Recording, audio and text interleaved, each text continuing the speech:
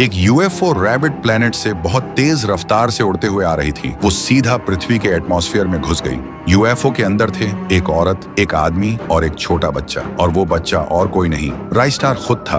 तीनों यूएफओ की खिड़की से पृथ्वी का नजारा देख रहे थे, पर देखते ही देखते यूएफओ में खराबी आ गई। अलार्म बजने लगे, धुआं भर गया। माँ चीख उठी, जल्दी हमारे बच्चे को बचाओ। और तभी यूएफओ आसमान में ही फट गई। तीनों जमीन की तरफ जा गिरे, लेकिन किसी को कुछ नहीं हुआ। राइस्टार की माँ ने रोकर कहा, अब हम अपने घर कैसे लौटेंगे? तभी राइस्टार के पापा की नजर पड़ी गांव के बीच रखी एक पुरानी कुर्सी पर। उन्होंने अपनी एलियन टेक्नोलॉजी से उसे बदल दिया, एक ऐसे डिवाइस में जो वक्त और यादों को तोड़ झोड़ कर एक रास्ता बना सकती थी।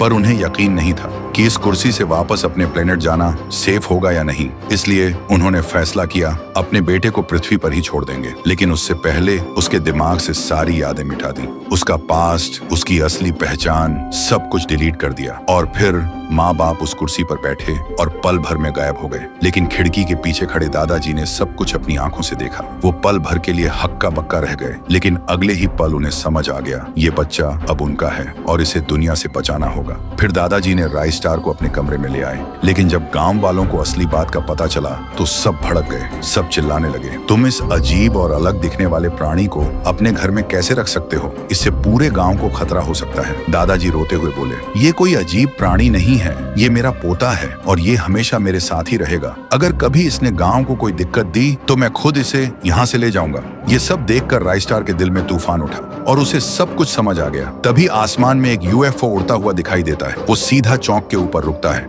और यूएफओ से उतरे राइस्टार के माँ बाप वो कहने लगे, बेटा हमें खुशी है कि तुम्हें सब याद आ गया। हम बस इसी दिन का इंतजार कर रहे थे। बेटा चलो अपने घर, हमारे साथ वापस चलो।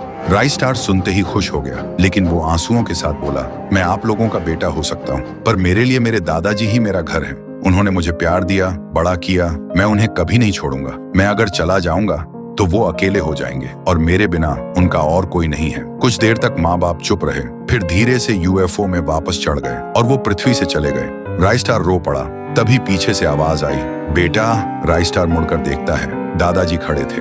दादाजी बोले, बेटा तू अपने माँ बाप के साथ क्यों नहीं गया? मैं तो अब बूढ़ा हो गया हूँ, मैं और कितना दिन बच पाऊंगा? राइस्टार आंसुओं के साथ बोला, दादाजी ऐसा ना बोलो, आप ही मेरा सब कुछ हो, मैं आपको कभी नहीं छोड़ सकता। फिर दोनों रो पड़े और यही है राइस्टार और उस कुर्सी का राज।